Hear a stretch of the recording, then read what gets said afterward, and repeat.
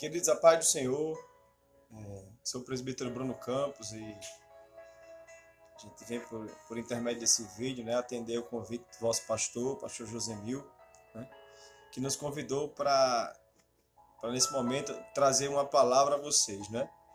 É um comportamento bem atípico nosso, né?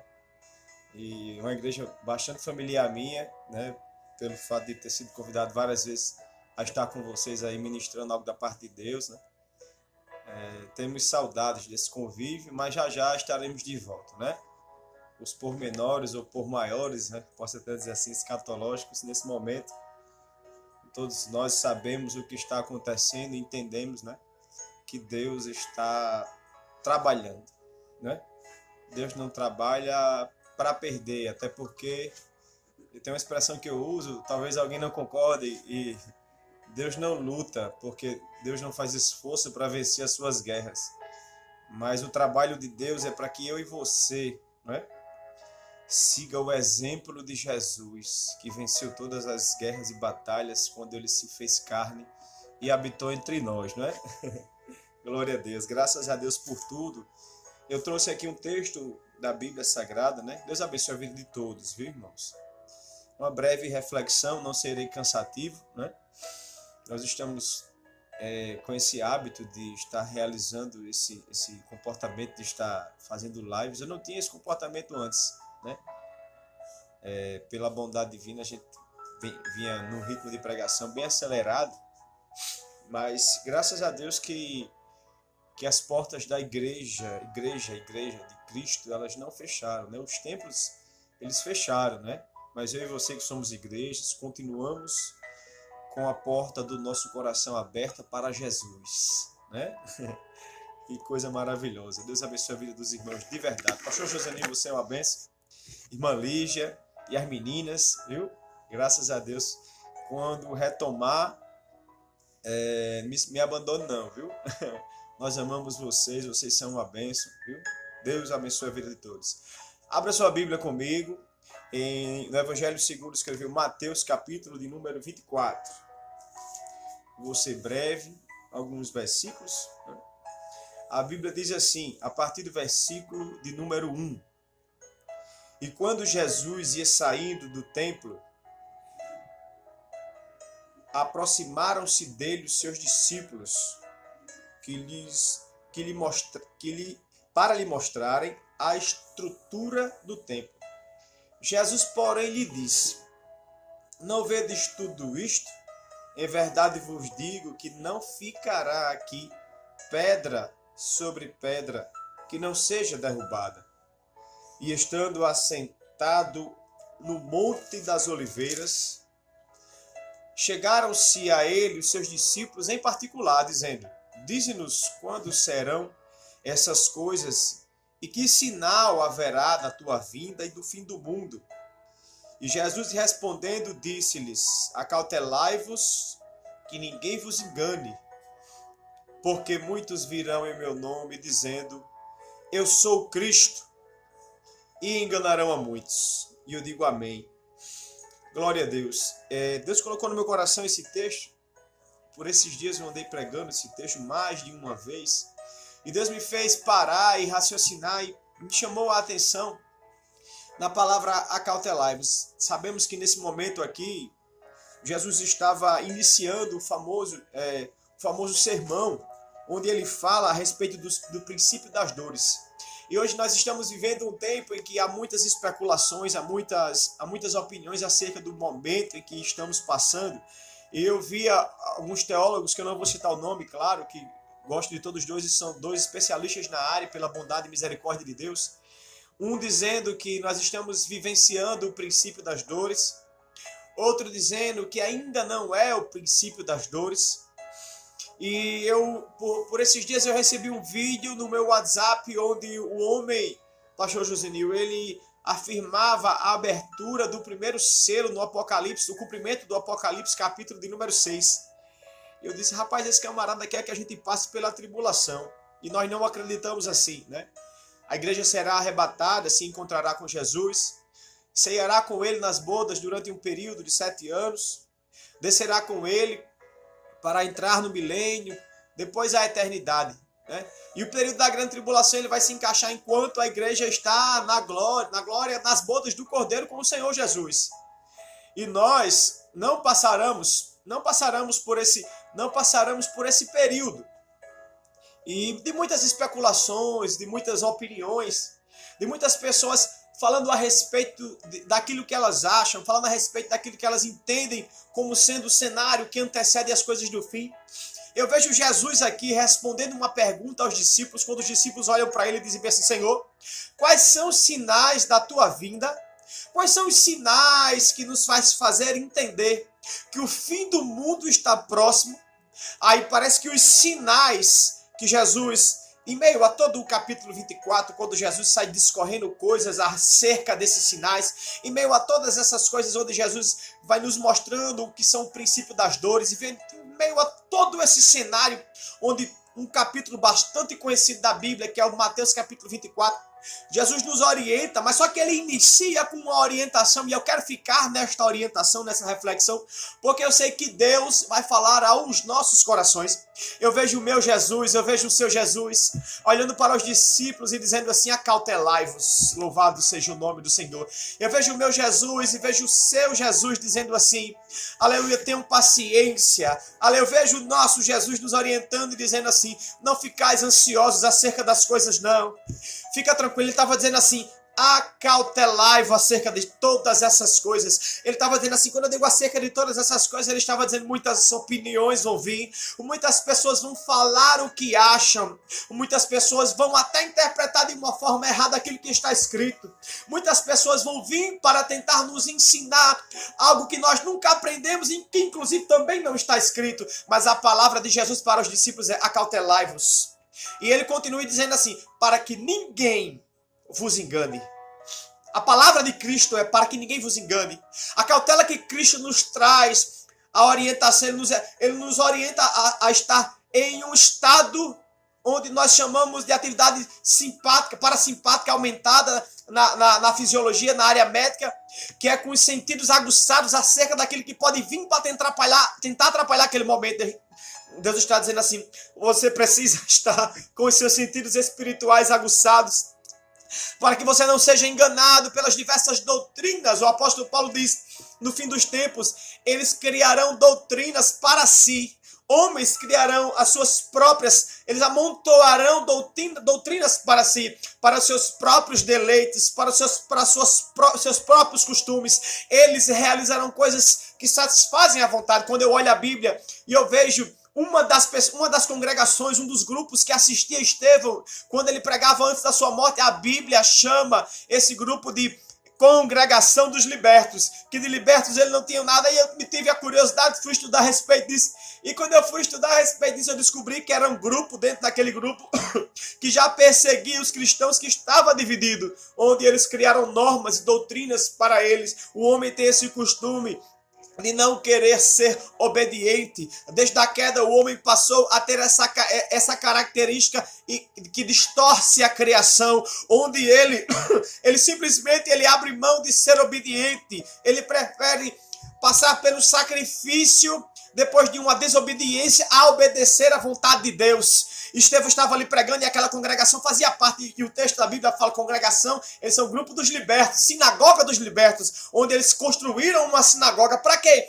Para que eles possam criar suas próprias leis, para que eles possam adaptar aquilo que já está escrito, para que eles possam moldar aquilo que está escrito, para que se encaixe para eles. Por isso que Jesus olhou e disse: acautelai-vos, para que ninguém vos engane, porque virão muitos dizendo: eu sou o Cristo, enganarão a muitos, porque Jesus estava dizendo: quando alguém vir dizendo que é o Cristo, quando alguém vir com uma doutrina diferente, quando alguém vir com algo relacionado à Bíblia, mas que distorce a simplicidade da verdade do Evangelho, ele está dizendo: vai vir de dentro, tenham cuidado com os ensinos doutrinários que distanciam você de Deus e lhe atrapalham na sua caminhada.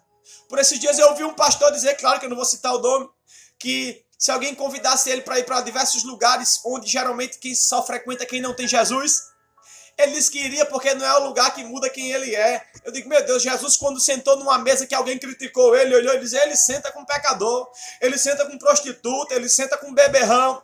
As pessoas não estavam compreendendo que pela cultura judaica, quando se senta na mesa, se faz aliança. E era realmente isso que Jesus estava tentando fazer, meus irmãos. Uma aliança com eles, mas não é para praticar aquilo que eles praticam, não. Aleluia. Eita, glória a Deus. Mas não é para fazer aquilo que eles falam, não. Não é para falar como eles falam, não. Não é para viver como eles viviam, não. É para levar o comportamento que ele recebeu de Deus, como Deus aqui na terra, como Cristo tendo sido feito carne, habitou entre nós. E o João olhou para ele, para os apóstolos dele, para os discípulos dele, e disse assim, ó, eis aí o Cordeiro de Deus que tira o pecado do mundo. A Bíblia diz que o que faz separação entre Deus e o homem é o pecado. Então foi para isso que Jesus veio. Foi para afastar o homem do pecado. A aliança que Jesus veio realizar com o homem não foi outra a não ser tirar o pecado da vida do homem. Não foi outra a não ser essa, afastar o homem da morte eterna. Não foi outra a não ser afastar o homem das concupiscências da carne. Jesus não veio para moldar o evangelho à vontade humana, não, mas ele veio para pegar o homem e fazer com que ele entenda que Deus não é o que o homem quer, mas Deus é o que o homem precisa. Louvado semara sombra cante. Oh, glória a Jesus. Deus é o que você precisa, não é o que você quer, não. Sabe por quê? Porque o que você quer, porque a nossa natureza caída nos inclina para aquilo que nos afasta de Deus. Agora o que nós precisamos é ser corrigido, é ser exortado, é ser tratado como filho. A Bíblia diz que ele castiga e corrige aquele que tem por filho. Como é que o pai deixaria um filho entrar por um caminho onde ele não voltaria mais? Como é que o pai deixaria um filho caminhar por uma estrada onde ele cairia num buraco lá na frente? Jesus disse, meus filhos, acautelai-vos, meus filhos, tenham paciência, meus filhos, prestem atenção, porque virão muitos tentando enganar vocês, virão muito com palavras onde distorcem completamente o comportamento que eu tenho para vossas vidas. Vocês são sal, o crente é sal, o crente é luz. Aleluia, aquele que não pode mais salgar, a Bíblia diz que é lançado no chão e pisado pelos homens. Você é luz, e a Bíblia diz que lâmpada para os nossos pés e luz para o nosso caminho é a palavra, e a palavra é o verbo, e o verbo me dá uma conotação de ação, e uma coisa que Jesus não veio fazer aqui na terra foi ficar parado. E nos ensinamentos de Jesus, uma coisa que Jesus não nos ensinou foi para ficar parado. É por isso que nós encontramos um jeito de anunciar a palavra dele. É por isso que nós encontramos um jeito de não ficar calma na sombra, cante de revácia. Oh, glória a Deus, aleluia. É por isso que nós não conseguimos ficar parado. Eu não sei como é que você está aí, pode perguntar para alguém que está do seu lado aí se ele é pentecostal, por que ele está parado ainda. Eu nem estou vendo, eu estou gravando isso e estou mandando, mas eu estou sentindo Jesus, aleluia. Você pergunta para ele, meu filho, se você é pentecostal, o que foi que aconteceu que você não deu glória ainda dentro dessa sala? Eu estou perguntando para você que está assistindo e sai sozinho e consegue botar e ficar se escondendo, abre a sua boca de glória. Jesus está voltando para buscar a igreja. Isso foi só um vírus que ele soprou e usou a China como cavalo. Diz, vai lá e faz o que eu quero, porque ele continua sendo dono, o Criador dos céus e da terra, que habita no trono, está mostrando para a terra que vinha escarnecendo. E o apóstolo Paulo, quando escreve a região da Galácia, no capítulo 5 ou 6, eu não me lembro agora, ele diz assim, o Deus não se deixe escarnecer. Tem muita gente pensando que ia ficar zombando de Deus a vida toda, mas isso que está acontecendo, eu vou entrar só nesse detalhe aqui, é um recado de Deus para aqueles que se acham. Aquele que se acha, que abre a boca para criticar, está trancado dentro de casa com medo de morrer, e aí você está com a marca do sangue do Cordeiro esperando passar, para quando sair de dentro de casa, nós enxergarmos o trabalhar de Deus sendo concluído. E isso é um sinal onde Jesus nos anuncia algo extraordinário. O apóstolo Paulo, quando escreve à igreja de Coríntios, na segunda carta, no capítulo 11, e repito, irmão, acautelai-vos. Jesus iniciou pedindo para que eles tivessem cautela. Quando Jesus inicia pedindo para que eles tivessem cautela, Jesus estava dizendo, vai vir muita coisa. Vai vir muita coisa parecendo que é, mas não é.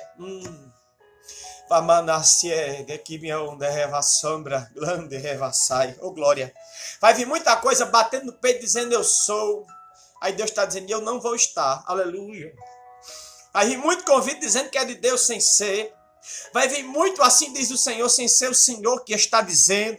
Vai vir muito, venha para cá que Deus está dizendo e Deus não está dizendo nada. Aleluia. Obedeça as vozes de Deus, o sim, o não e o silêncio. O silêncio é continue como está. Louvado seja o nome do Senhor Jesus.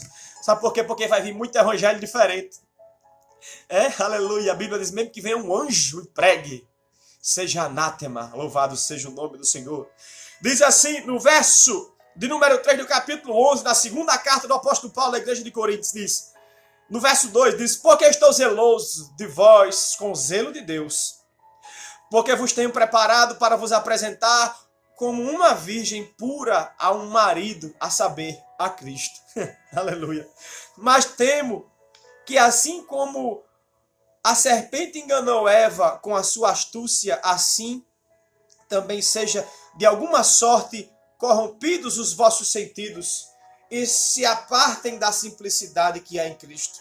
Porque se alguém for pregar-vos outro Jesus, que nós não temos pregado, ou se recebeis outro Espírito que não recebestes, ou outro Evangelho que não abraçaste, com razão o sofrereis. Então, irmãos, que nós possamos entender. Já caminho para os 3, 4, 5 minutos finais e eu quero fazer uma oração no final, mas eu vou falar sobre isso. Ele diz assim, no final do verso 2, ele pede para que nós tenhamos cuidados para não se corromper, para que os nossos sentidos não se corrompam, né? E o mais extraordinário de tudo isso é no versículo de número 2, no finalzinho, ele diz assim, apresentar-vos como uma virgem para um marido, a saber, a Cristo. O cuidado de Jesus comigo e com você é esse, que ele possa nos manter na pureza do Evangelho, na simplicidade do Evangelho, porque uma hora nós vamos ser apresentados a Cristo. Aleluia. Louvado seja o nome do Senhor Jesus. E a preocupação do apóstolo Paulo era essa, ele dizia, ele teme que os vossos sentidos se apartem da simplicidade que há em Cristo, porque Cristo é o maior exemplo de simplicidade. João capítulo 13, Jesus se abaixou e limpou os pés, lavou os pés dos discípulos, e alguém disse, como o Senhor lava os pés a mim? Ele disse, se eu não lavar você, você não tem parte comigo. Então ele está dizendo que para que nós tenhamos parte com Deus, nós precisamos andar dentro da simplicidade. Então entenda nesta breve reflexão, onde Deus enche o meu coração de alegria e de gozo, que Jesus está voltando. E ele diz assim, mesmo que alguém pregue, não aceite. Muitos estão aceitando a pregação de um evangelho adaptado, onde as pessoas conseguem mais estar próximas do mundo do que de Deus. E às vezes eu percebo uma mensagem muito coach. Eu não tenho nada contra os coaches, nada disso. Mas pouco evangelho. Jesus foi tão verdadeiro nas suas palavras que ele não precisou de trocadilhos para fazer você entender o que ele queria falar. Alguém pode dizer, mas as parábolas, não, ele chamava aqueles que não conheciam a ele. Na verdade, ele chamava aqueles que estavam junto com eles e explicava, né? Eu preciso que você compreenda e não se deixe levar pela mistura que está para acontecer. As colunas do templo do rei Salomão, quando estavam misturadas com a ferrugem, porque o tempo tinha desgastado elas, a inutilidade tinha desgastado ela, tinha deixado com que aquele cobre, na verdade, estivesse separado ali. E quando foi construída a coluna por Irão Abiú, autorizado pelo rei para construir as colunas que ficavam na frente daquele templo suntuoso, ele meteu fogo e tirou toda a impureza depois de ter cavado uma vala e colocado dentro. Eu não sei há quanto tempo você está aí, não sei o que é que está passando pelo seu coração, se você está com um sentimento onde você está com medo e não sabe qual vai ser o dia de amanhã, pode ter certeza de que Cristo está guardando a igreja dele. Cristo está guardando a igreja dele. Nos Estados Unidos o número de Bíblia foi aumentado, a venda foi aumentada assustadoramente.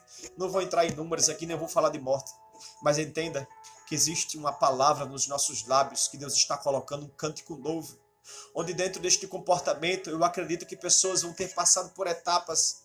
Muitos crentes não acreditam no arrebatamento da igreja, mas essas coisas que estão acontecendo fez com que ele despertasse e acordasse. Desperta, tu que dormes, levanta, porque tem esclarecimento de Jesus para a tua vida. Louvado seja o nome do Senhor Jesus. E tenha cautela. Obedeça a orientação. Tem muitas explicações agora. Acautelai-vos. E como um zelo, cuide bem de você, que você é a igreja. Como o apóstolo Paulo disse, como uma virgem para um marido, a saber, a Cristo. E não deixe que nenhum evangelho torto ou misturado vos engane, porque Jesus está voltando e nós estamos passando por um tratamento. Aleluia. Mas o sangue do Cordeiro está sobre os umbrais da sua vida espiritual e sobre a sua casa. E obedeça às orientações que tem que obedecer. A cautela que tem que ser tomada, faça.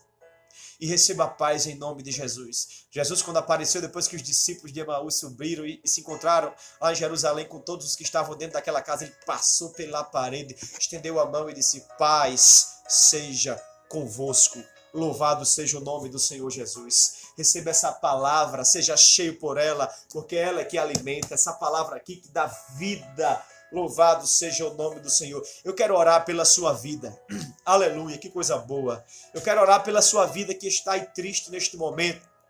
Eu quero orar pela sua vida que está preocupado. Creia que Deus, Ele é movedor de todas as coisas e Ele está trabalhando ao nosso favor. Louvado seja o nome do Senhor. Ore comigo assim, onde você está. Feche seus olhos, curve sua cabeça e receba essa oração. Senhor, meu Deus e meu Pai, Deus bendito e santo, Pai de infinita misericórdia, eu te glorifico e te exalto. E te agradeço por este momento tão maravilhoso que o Senhor nos permitiu estar aqui orando, engrandecendo e bendizendo o teu santo nome, meu Pai. Que esta palavra, meu Deus e meu Pai, possa ter alcançado os corações. Que esta palavra possa ter feito morada, Senhor. Em nome de Jesus, que ela possa ter trazido alegria para aquele que está triste.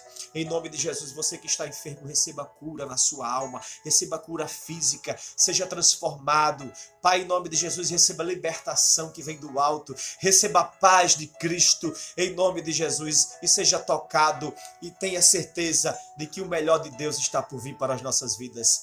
Queridos, que Deus em Cristo vos abençoe e contem conosco. A paz do Senhor a todos. Amém.